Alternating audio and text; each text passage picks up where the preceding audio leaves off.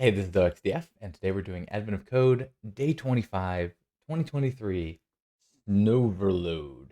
It's the last day, and typically the last days are pretty easier, but, well, we'll get into it. So, basically, we're going to get a list of these nodes, and basically this means that JQT is connected to RHN. It doesn't matter. There's no directionality. Having RHN here with J, switching those two wouldn't matter, except for this says JQT is plugged into those three. RHN is only plugged into that one, but then RHN is also plugged into, these three down here. So, it's an inefficient. It's kind of an ugly way to just store it, but it won't cause us any problems. But we just need to treat, these two nodes are equal. There's a single line between them. Okay, so the goal is to divide this graph into two groups with three cuts. So we're going to remove three lines, three edges from our graph, and we should have two separate distinct blobs left.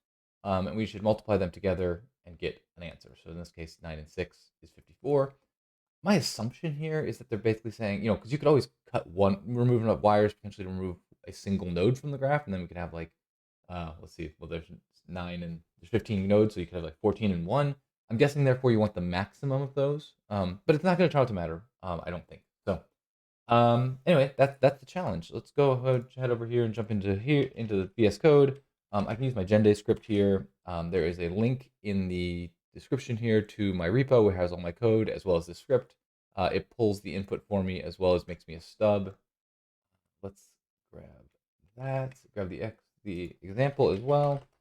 Paste that in, and let's look at the input itself. It's kind of hard to get a feel for exactly how many nodes we have, but we have we have at least 1,200, and probably way more than that. But I guess we can check. Nothing else too exciting here. Lots of connections. Things are very connected. Yeah, let's go ahead and write some code. Um, I think it's because it's day 25 probably, but the only way my knowledge of like graph theory and how to divide graphs and things is not deep at all. And we're just going to use a package for this. Python has a really nice package for this called networkx, and typically you import it as nx. I'm not sure why, but we will need.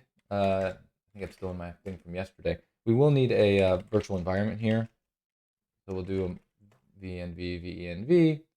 And that creates the virtual environment. Now we will source venv bin activate, and that tells the console to use this Python.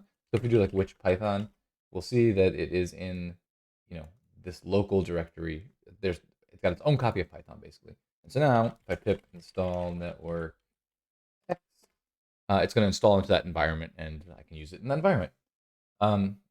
Sweet. Okay, so what are we going to do? We got lines. That looks good. We're going to create a graph. nx.graph. And now we can say for line in lines. Let me grab one of these input ones just to make sure I have the format right. So we will say left, right equals line dot split on colon space. And then we can say for node in right dot split. So we're splitting these three off separate to their own. We're going to loop over them, and we're going to say graph dot add edge left comma node. And that's really all we need. That gives us our graph object. Now the cool thing that I found in doing some research for this problem is this. There's a bunch of algorithms for dividing graphs. They often call it like a minimum edge cut. And so the Stoer-Wagner algorithm is one such algorithm for this. If we look at this function here, it is going to take in a graph and potentially some weights and stuff, and it's going to return a cut value, which is the weight of the edges of the minimum cut. Since all our edges are weight 1, because we just didn't define them, that'll just be the number of cuts made. And then partition is going to be a pair of node lists. So the partitions it's gonna give us the two different groups of cuts. So that's exactly what we want.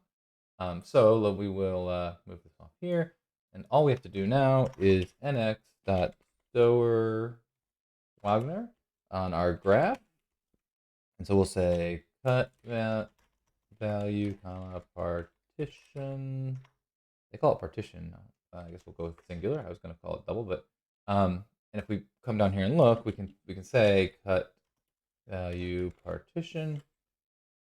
Just real quick, we can print that in. Let's see, Python minus day 25 example.txt, and you can see it has made 3 cuts, and we have, see, there's the first one, and there is the second one. It looks like 1, 2, 3, 4, 5, 6, matching what we had here. We could even, let's see, we want to pull this back over. Can I move you up? Yeah.